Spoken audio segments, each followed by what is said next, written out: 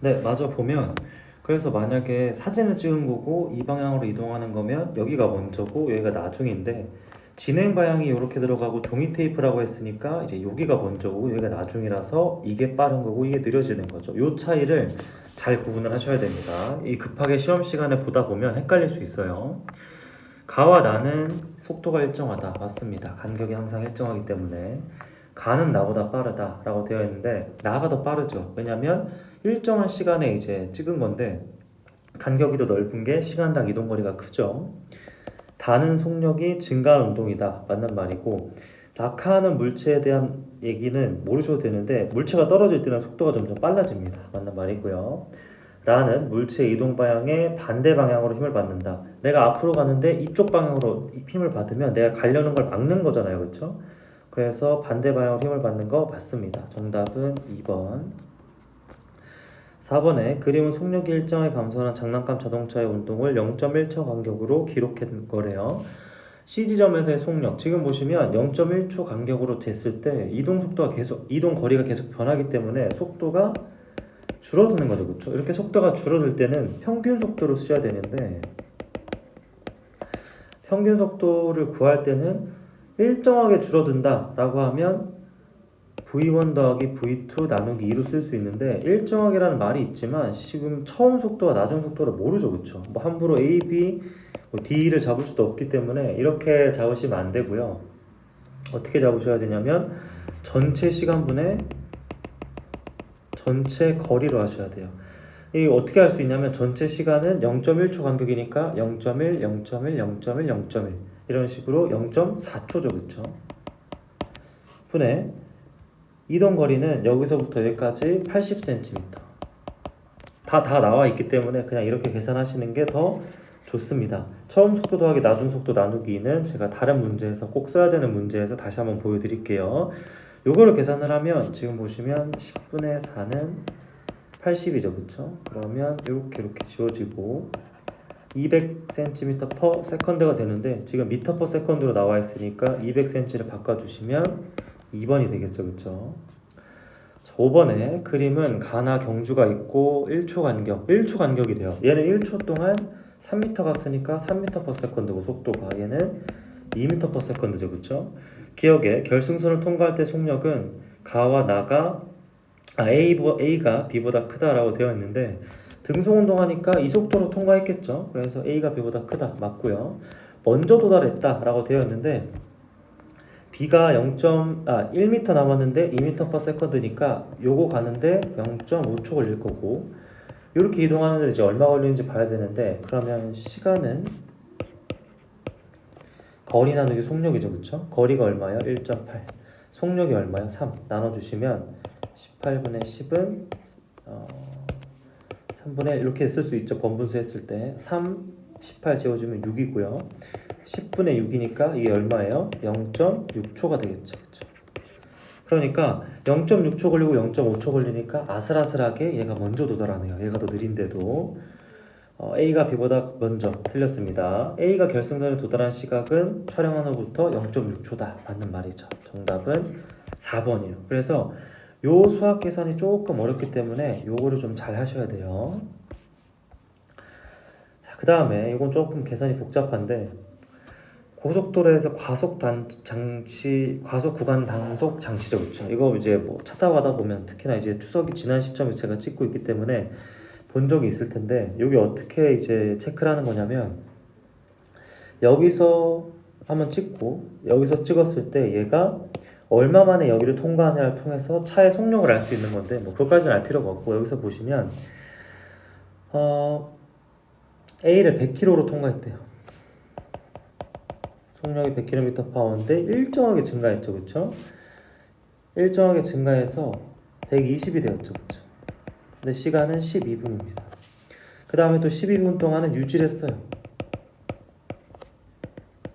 그렇죠? 그 다음에 일정하게 감소하여 80. 그렇죠? 이렇게 됐다고 합니다. 이랬을 때 평균 속력은 얼마냐? 자, 평균 속력을 구할 때 전체 시간분의 전체 이동 거리를 할 수도 있고 처음 속도 더하기 나중 속도 나누기 2를 할 수 있는데 처음 속도 더하기 나중 속도 나누기 2를 할 수 있는 조건이 충족은 돼요. 왜냐면 일정하게라고 나와 있으니까. 근데 제가 마지막에 뭐라 그랬냐면 일정하게 쭉 증가하거나 쭉 감소하게는 구할 수 있어도 이런 식으로 증가했다, 유지됐다, 감소했다 이러면 못 구합니다. 이런 못 구해요. 이런 뭘 구할 수 있냐면 이렇게 요 구간을 따로 봤을 때 각각의 평균 속력은 구할 수 있지만 지금 전체 구간 36분의 전체 구간을 구하라고 했으니까 이건 알 수가 없어요. 그래서 이제 이걸 계산을 어떻게 하시면 되냐면 요 과정의 평균 속력을 구해서 요 과정의 거리를 구하고요. 요 과정의 이동거리, 요 과정의 이동거리. 요 과정의 이동거리는 쉽죠. 왜 그러냐면 120km/h로 등속 운동을 했는데 두 번째 구간은 여기가 1번 구간, 2번 구간, 3번 구간이라고 하면 120km/h로 등속 운동했을 때 12분이면 5분의 1시간이잖아요. 그렇죠? 그렇기 때문에 120km의 5분의 1이면 얼마예요? 24km를 간 거겠죠. 그래서 이건 바로 구할 수 있고요. 요 구간 구하시면 여기서는 속도가 110이죠. 그렇죠? 여기서는 속도가 얼마예요? 100이죠. 그렇죠? 요럴 때는 이동거리가 50이 될 거고 50이 아니죠. 20이 될 거죠. 얘는 22가 되겠죠. 그렇죠? 그러면 이동 구간을 총 구했을 때 얼마예요? 지금 보시면 얘는 22km 갔을 거고요. 왜냐면 110km/h가 평균 속도가 될 텐데 12분이니까 얘를 5로 나눠주면 이렇게 될 거고 얘도 똑같이 계산하시면 돼요. 그러면 총 이동 구간이 지금 얼마냐면 이렇게 더해주시면 42고요. 42에다 24 더하면 66km/h가 아니라 66km죠. 그럼 여기를 36으로 나눕니다. 36으로 나누면 이게 분이니까 60으로 나눠줘요. 그럼 이게 시간이 되겠죠. 그쵸? 요 분수 계산을 해주시면 66, 1, 36, 60, 11이고요. 여기는 얼마가 돼요? 6으로 나누면 6이 되죠. 그쵸? 6 이렇게 10 나눠주면 1로 곱해주면 얼마입니까? 11이니까 110km/h가 되죠. 요 계산은 굳이 꼭 그렇게 번분수 안 쓰셔도 되고 요거 나누기 요것만 계산하시면 되기 때문에 여기가 중요한 게 아니라 24km, 20km, 22km 요거를 이해하는 게 더 중요해요. 그래서 요걸 구했는지 점검을 해보시고 요 계산은 나누시기만 하면 되니까 정답은 4번을 내주시면 되고 요 문제가 최고 난이도 문제입니다. 제가 구해서 준 것 중에서. 그렇기 때문에 좀 천천히 한번 풀어보시고 이해를 꼭 하고 넘어가시길 바랍니다. 그 다음에 3번이에요. 지금 보시면 7번까지밖에 없죠. 그쵸? 번호는 좀 다르긴 하지만 내용 중 옳은 것을 고르면 1시간에 36km를 움직이는 자동차의 속력은 1m/s다. 요건 이제 계산해 주시면 되겠죠. 1시간은 3600초입니다. 36km는 이게 될 거고 이걸로 나누면 10m/s죠. 틀렸습니다. 30분 동안 18km를 움직이는 자동차의 속력은 36km/h고요. 25m/s로 600m를 달리는데 걸리는 시간 25초다라고 되어 있는데 25초 곱하기 25하면 600이 안 나오죠. 틀렸고요. 2m/s의 속력으로 물체가 운동하게 되면 1시간 동안 이동거리는 72km다. 자, 1시간은 3600이에요. 3600 곱하기 2 해주시면 얼마예요?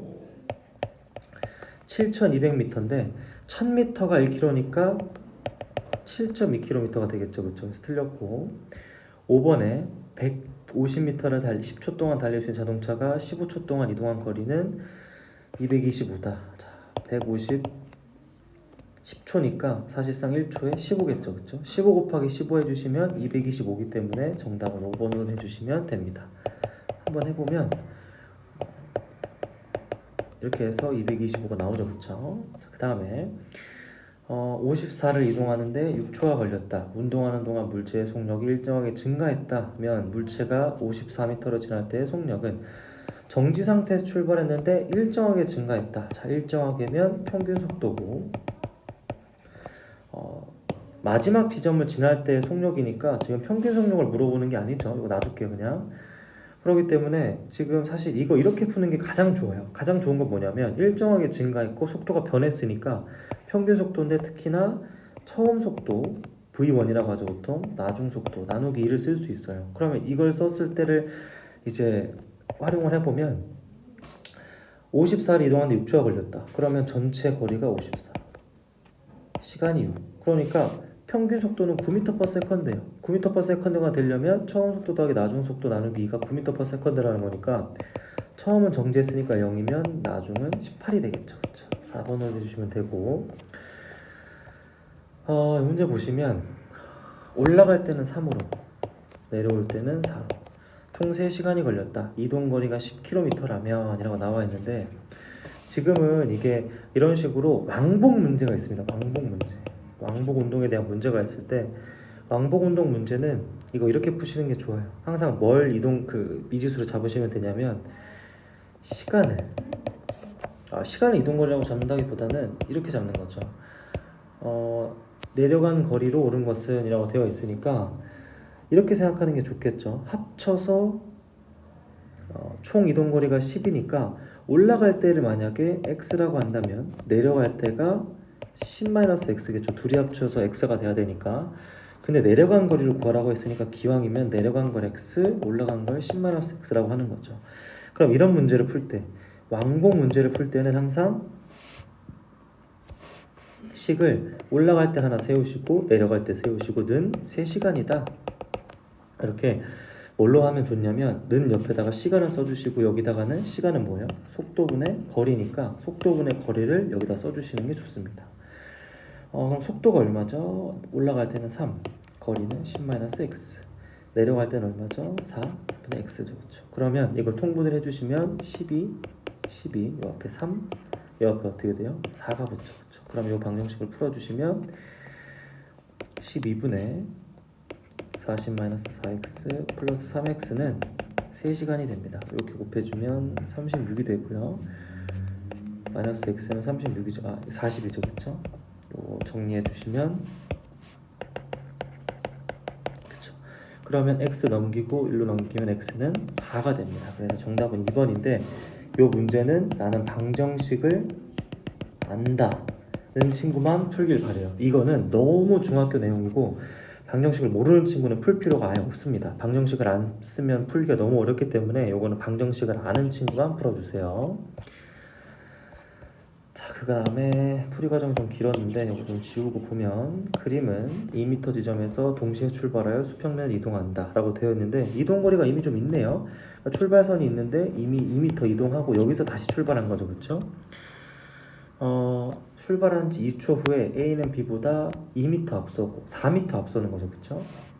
그럼 4m 앞서는 거니까 요 차이가 4m가 되겠죠. A 빼기 B가 4가 될 거고 속력은 A가 B의 2배다 라고 했으니까 시간분의 요 거리가 얼마가 돼요? 2배가 돼야 되죠. 그러면 이렇게 쓸 수 있겠죠. 시간은 똑같이 2니까 이동거리를 보면 B 빼기 2고 A 빼기 2겠죠. 그쵸? 그랬을 때 2대 1이니까 A가 B가 2배니까 는 1대 2가 되겠죠. 이게 B의 속력이 A의 속력이 되니까 요거 계산을 해주시면 2분의 A-2는 2분의 2B-4가 되고 양변에 2 곱해주고 계산을 해주시면 A-2B는 얼마입니까? 마이너스 2죠. 그쵸? 그러면 A-B는 4예요. 양변에 2를 곱해주고 8이 됩니다. 그러면 계산하기가 조금 애매하긴 한데 여기서 식을 빼주는 거죠. 마이너스 이렇게 빼주시면 지워지고요. A는 10이 되죠. 그렇죠? A는 10이 됩니다. 10이 돼요. 그러면 A가 10이면 B는 6이 되는 거죠. 그렇죠? 그래서 요거는 내가 연립 방정식을 풀 수 있다는 친구만 풀어주세요. 왜 이렇게 범위를 벗어나는 게 맞나요? 그래서 제가 다양한 문제를 넣어놓고 뒤에 좀 심한 문제를 넣어놓은 거예요. 만약에 너무너무 어렵게 나오고 정말 만점을 맞고 싶은 친구가 있는데 물체 운동에서 어렵게 나왔다면 그걸 대비한 문제라서 못 풀어도 크게 상관은 없습니다. 그래서 이거는 연립방정식을 할 때 풀어달라. 왜냐면 연립방정식을 알아야 지금 아래쪽에 이 풀이 과정을 알 수 있기 때문에. 만약에 연립방정식을 모른다면 이런 것도 방법이 돼요. 기억본에 이런 보기가 나와 있으면 이거를 대입해 보는 것도 도움이 될 텐데 이거는 제 생각에는 연립방정식을 아는 친구만 풀어봐도 될 것 같아요. B의 속력은 3m/s다. B의 기울기를 구하면 아래가 2, 위에가 4, 요 차이가 되게 4죠. 그쵸? 6 넣으시면 안 돼요. 이동거리가 4입니다. 그렇기 때문에 틀렸고 무슨 말인지 아시죠? 여기가 10이고 6이기 때문에 요걸 넣으셔야지 이걸 넣으실 필요가 없어요. 왜냐면 속도를 구할 때는 이동한 거리지 총 거리가 아닙니다. 그래서 3이 아니에요. 일부러 3이라고 넣는 겁니다. 4초 후 8m 앞선다 라고 되어 있는데 4초가 되면 얘가 얼마가 될까요? 2초 만에 4가 늘어났으니까 얘는 10이 될 거고 2초 만에 얘는 8이 늘어났으니까 4초가 되면 더 8이 늘어나서 18이 되겠죠. 그렇죠? 그럼 A는 B보다 보시면 차이가 8이니까 8m 앞선다. 맞습니다. 정답은 5번. 자, 그 다음에 등속운동 문제인데 여기서부터 난이도가 좀 쉬워요. 1시간 동안 버스의 속력은 100이다. 맞죠? 지금 등속운동하고 있죠. 그렇죠? 바이킹을 타거나 번지점프를 할 때 등속운동 아니죠. 속도가 점점 빨라지고요. 0.5km 동안 300km 이동하였다. 아닙니다. 시속 300km/h니까 이만큼 가려면 1시간 가야 되죠. 그렇죠? 1번이 답이 나왔네요. 1시간 30분이 지나면 고속 열차와 버스 사이의 이동 거리는 400km 차이가 난다. 1시간 30분이 지나면 고속 열차는 450km 가 있을 거고요. 버스는 150km 가 있겠죠. 그러면 300km 차이 납니다. 마찰이 없는 면에서 일정한 힘이 작용하면 속도가 점점 빨라져요. 생각을 해보시면 여러분이 달릴 때 뒤에서 밀어주면 속도가 점점 올라가겠죠. 그렇죠? 그렇기 때문에 등속운동이 아니고 등속운동은 힘이 없어야 됩니다. 처음에 딱 밀어줄 때 빼고는 힘이 있으면 안 돼요. 자, 그 다음에 여러 가지 이제 운동이 나와 있는데 시간 이동거리 그래프에서 기울기는 속력 맞고요. 가 그래프에서 물체 A의 빠르기가 B의 빠르기보다 더 크다. 네, 기울기가 높으면 더 빠른 겁니다. 나에서 그래프에서 물체의 운동을 시작한 후 10초 때부터 자유낙하를 시작한다라고 되어 있는데 속도가 일정한 건 자유낙하가 아닙니다. 속도가 좀 빨라져야 되죠. 이렇게. 그 다음에 그래프에서 물체가 운동을 시작한 후 10초에서 20초 사이 요 사이의 이동거리 2m/s로 10초 이동했으니까 20m 맞고요. 2m/s로 10초니까 가는 공기 저항이 없는 곳에 잡고 있던 물체를 가만히 놓았을 때 아닙니다. 딱 이거는 모르셔도 되는데 물체가 떨어질 때는 가만히 놓았다는 건 떨어뜨렸다는 건데 속도가 점점 증가해야 되는 거지. 일직선일 때는 속도가 일정한 거고요. 제가 뭐라 그랬냐면 곡선일 때 속도가 증가하는 거나 변하는 거라고 했었죠. 그래서 맞는 건 얘랑 이렇게 해서 세 가지 3번으로 내주시면 됩니다.